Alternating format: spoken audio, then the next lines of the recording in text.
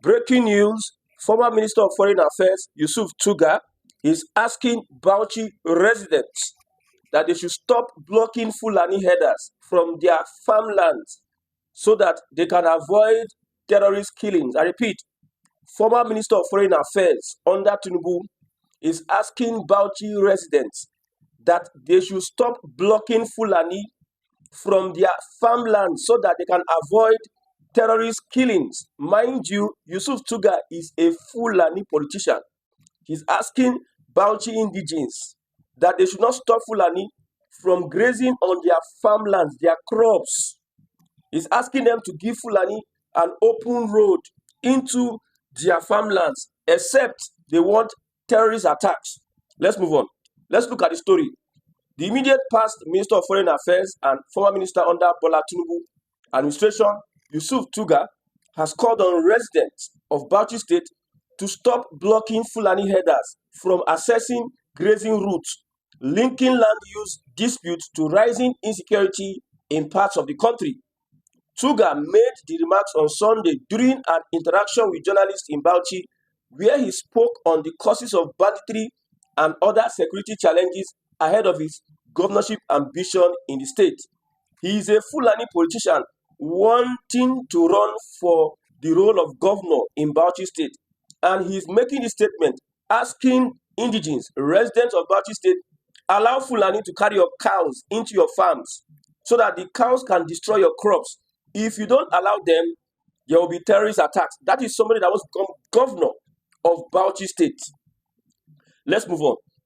According to him, the situation has been worsened by the encroachment on designated grazing areas and the underutilization of farmlands, which he said has created economic hardship in rural communities.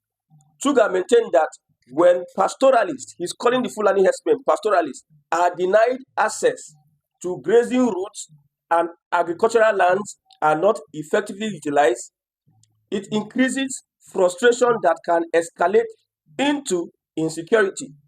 So if you do not allow these pastoralists, that means the Fulani herdsmen, that can also be Fulani militia or Fulani terrorists, it can lead to frustration and can escalate into insecurity. He stressed that both farming and pastoralism remain legitimate livelihoods and must be properly managed through structured land use policies that promote coexistence. Buhari tried to activate the grazing routes. He tried to give them the forests. He tried, Buhari, a Fulani president, a politician that was president, Fulani. Every time a Fulani becomes powerful, anytime a Fulani occupies a certain position, he uses his position to bring in the Fulani into people's lands, into people's ancestral communities. That is why we have said that we must make sure that the Fulani does not have access to political power. If they have access to political power, they will use it to encroach on people's ancestral homes. Look at how they have been able to colonize the Hausas, because the Hausas accepted them.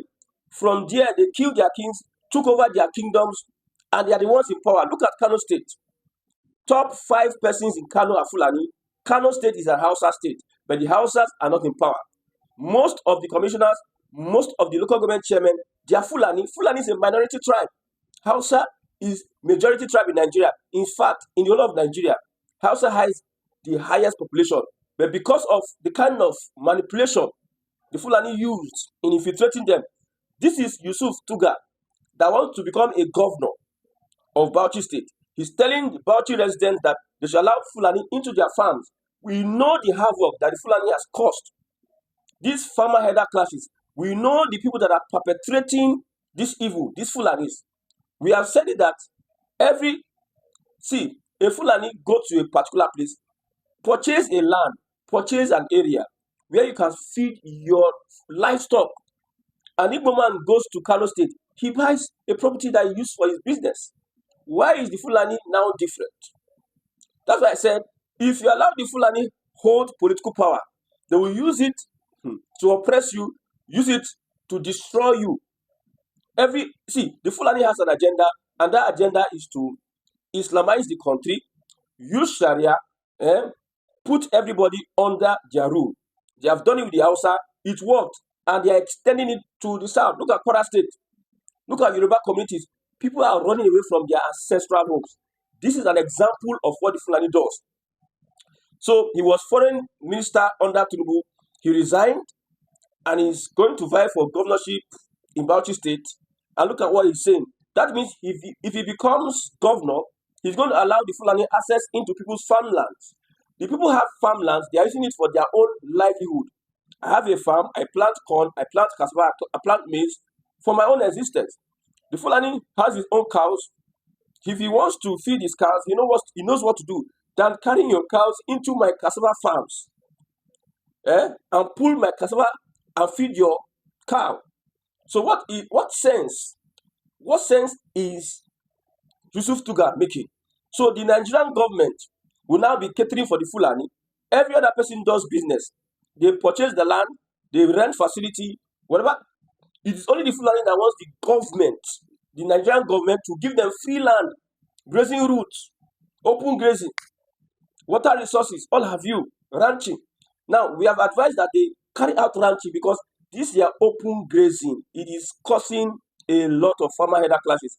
Many farmers have been killed. People can't go to farm. There's food shortages. And this is as a result of the activities of the Fulani. When I tell you that the Fulani, even though the Fulani terrorists, the Fulani herdsmen, Fulani militia, the Fulani politician, Fulani where go school, where they inside the lecture hall, they are all the same. The religious Fulani, the traditional Fulani, and the Boko Haram, the terrorists, they are all the same. You can see that the leaders, Fulani politicians, don't speak when the Fulani attack and kill people, massacre. They don't come out to speak. But they are always speaking and defending the Fulani, the rights of the Fulani, in quote, asking that, give them your land, give them my ancestral land, I'll give to Fulani. Let's move on. He stressed that both farming and pastoralism remain legitimate livelihoods. If it is a legitimate livelihood, let them go and purchase a land for themselves.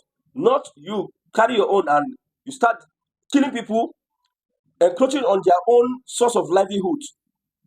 Let's move on.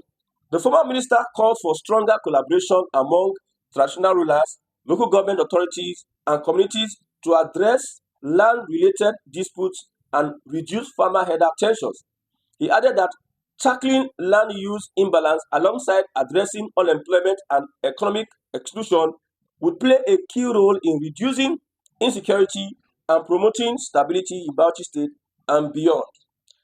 Now, what I can say about this is that until the Fulani begins to purchase lands for their cows, ranching, they have the money, they have politicians everywhere. Top politicians in northern Nigeria, the Fulani, they have money to purchase. Sambisa Forest is there. They can go there. And when they want to sell their cows, they can ship transportation. They can ship their cows. That's how it's been done in other countries. But the Fulani know that they will not do it.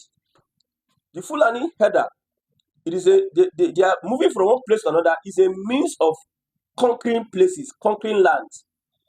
Moving from Bauchi to Imo State is them having to step foot on another person's land and make sure that they leave a trace of Fulani culture, Fulani dominance in other people's land. It's not that they cannot afford ranching. They can, but they would not because they have ulterior motives. This is a foreign affairs minister. He has not spoken against the killings in Middle Belt by his Fulani brothers. He has not spoken. We have not heard them speak anything about the victims that are dead as a result of the Fulani militia, Fulani revenge, or what have you. But you see, every time, every opportunity they get, all their politicians will defend the killers, which are the Fulani militia. May God help Nigerians.